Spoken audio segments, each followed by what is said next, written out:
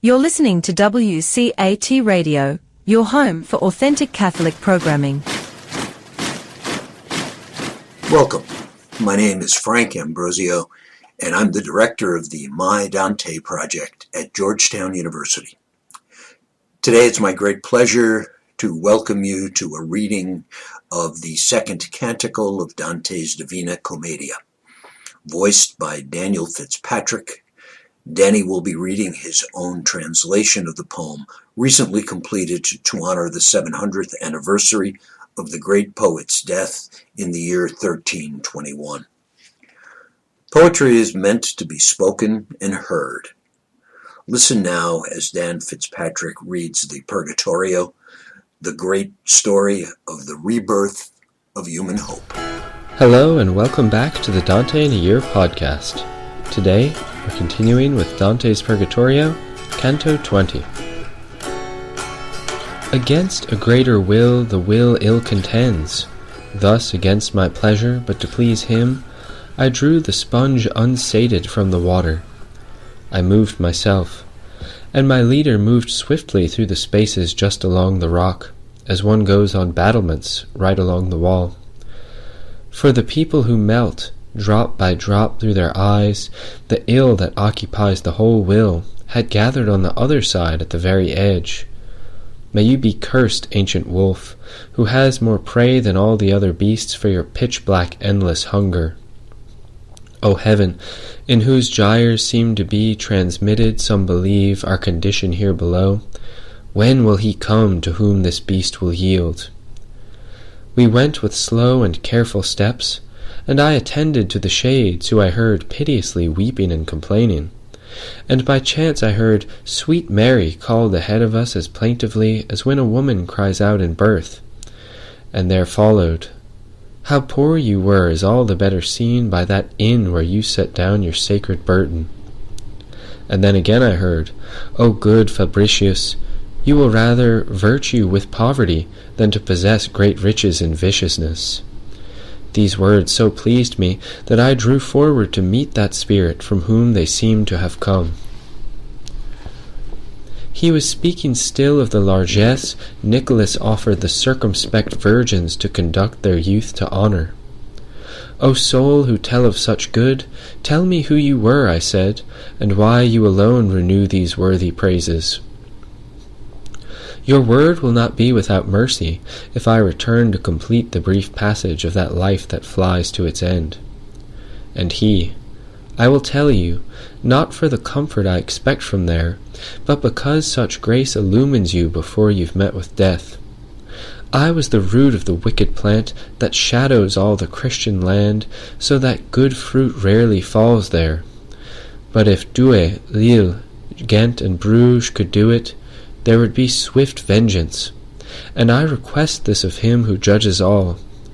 Down there I was called Hugh Capet. Of me were born the Philips and the Louis by whom France is newly ruled. I was the son of a Parisian butcher. When the antique kings had all come down to one wrapped in dull grey clothes, I found the reins of the kingdom's rule firmly in my grasp, and I soon assumed such power and such plentiful friends that my son's head was set forth for the widowed crown, so that there sprang from him the sacred bones. While the good Provençal dowry has still not torn the shame from my blood, it's availed but a bit, but it did no evil. Their rapine commenced in force and falsehood, and then, to make amends, they seized Ponthieu, Normandy, and Gascony. Charles entered Italy, and, to make amends, made a victim of Conradin, and then pushed Thomas back to heaven to make amends. I see a time, not long after now, that draws another Charles out of France, to make himself and his people better known. He comes with arms, and with the lance alone with which Judas jousted, and with that point he pops the paunch of Florence. By this he'll then earn not land but sin and shame, so much heavier for himself, the lighter he counts like damage. The other, who issued once enslaved from his ship, I see sell his daughter and bargain as the pirates over female slaves. O avarice, what more can you do, since my blood has been so drawn to you that it cares not for its very flesh? That evil done and yet to be should seem less. I see the fleur-de-lis enter into Alagna, and Christ captured in his vicar. I see him derided another time. I see the vinegar and gall removed, and see him slaughtered amid the living thieves. I see the new Pilate, so cruel that this doesn't sate him, but without decree he hoists his greedy sails for the temple. O my Lord, when will I be relieved to see your vengeance which hidden makes sweet your wrath within your secret ways? That which I said of that sole spouse of the Holy Spirit, and that which made you turn toward me for further glosses, is the response to all our prayers as long as day endures. But as the night ascends, we then take up the counterpoint to that. We repeat Pygmalion's lot, whose will to glut himself on gold made him traitor, thief, and parricide, and the misery of Midas' greed, which followed on his own engorged demand, for which he always ought to be derided. Each one then remembers foolish Achan, how he seized the spoils, so that the anger of Joshua here seems still to gnaw him. Then we accuse Sapphira with her husband. We laud the heels that bore down on Heliodorus, and in infamy all the mountain whirls Polymnestor who killed Polydorus.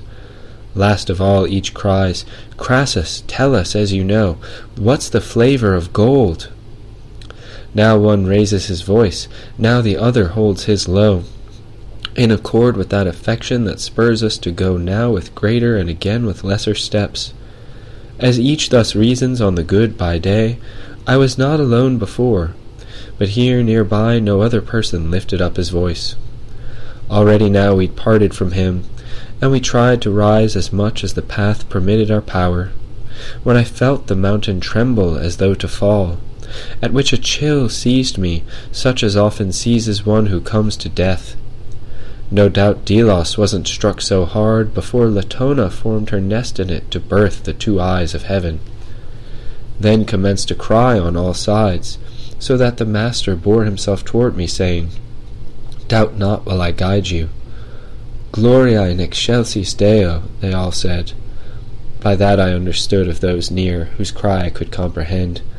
We stood immobile, suspended as the shepherds who were first to hear that song, until it was completed and the tremor ceased. We then resumed our sacred way, watching the shades that were cast upon the earth, who had already returned to their customary crying there below. No other ignorance has raised such arms to make me so desire to know, if my memory in this doesn't err, as all my thinking seemed just then to bear. Nor in our haste did I dare to ask, nor could I make it out for myself.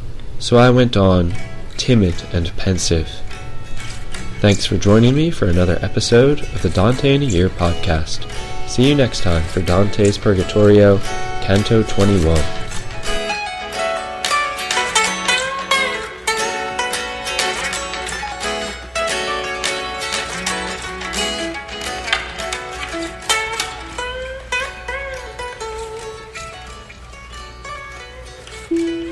Hello, God's beloved. I'm Annabelle Mosley, author, professor of theology, and host of Then Sings My Soul and Destination Sainthood on WCAT Radio. I invite you to listen in and find inspiration along this sacred journey we're traveling together to make our lives a masterpiece and, with God's grace, become saints. Join me, Annabelle Mosley, for Then Sings My Soul and Destination Sainthood on WCAT Radio. God bless you. Remember, you're never alone. God is always with you.